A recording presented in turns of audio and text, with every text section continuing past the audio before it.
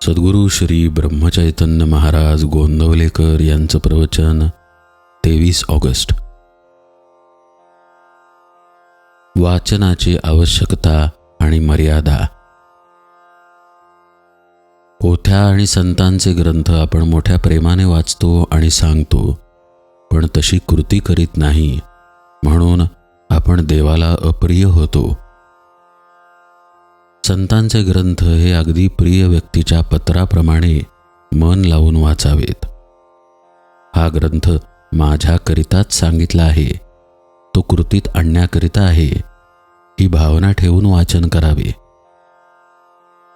ग्रंथ लिहिणाऱ्याची तीव्र इच्छा असते की त्याप्रमाणे लोकांनी आचरण करावे.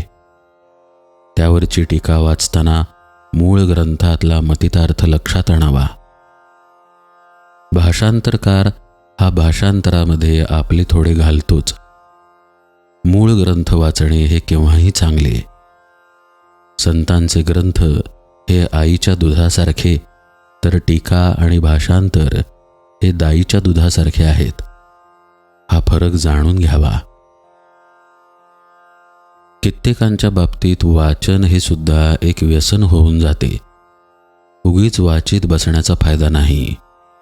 नुसत्या वाचनाने काही साधत नाही. जितके वाचावे तितका घोटाळा मात्र होतो. वाचावे कुणी, तर ज्याला पचविण्याची शक्ती आहे त्याने. बाकीच्या लोकांनी फार वाचू नये. त्यातही वर्तमानपत्र वाचित वेळ घालवणे म्हणजे आपण होऊन जगाला घरी बोलावणे होय. वाचनाचे मनन झाले पाहिजे. मनन झाले की ते आपल्या रक्तामध्ये मिसळते.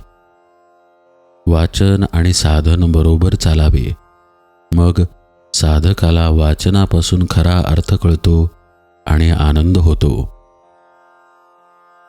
साधन आणि वाचन असले की साधक कधीही मागे पडायचा नाही. उपनिषदे, गीता, योग वसिष्ठ यांसारखे वेदांतपूर्ण ग्रंथ वाचणे आणि समजून घेणे आपल्या उपासनेला आवश्यक असते. गीता ही सर्व ग्रंथांची आई आहे. प्रवृत्ती आणि निवृत्ती, कर्मयोग आणि कर्मसन्यास यांचे एकीकरण करण्यासाठी गीता सांगितली आहे. हे लक्षात ठेवून ती वाचावी. वेदांत हा आचरणात आणल्याशिवाय त्याचा उपयोग नाही. हितकारक गोष्ट आचरणात आणलीच पाहिजे. समजा आपण एका गावाला जायला निघालो आहोत आणि मोठ्या रस्त्याने जातो आहोत.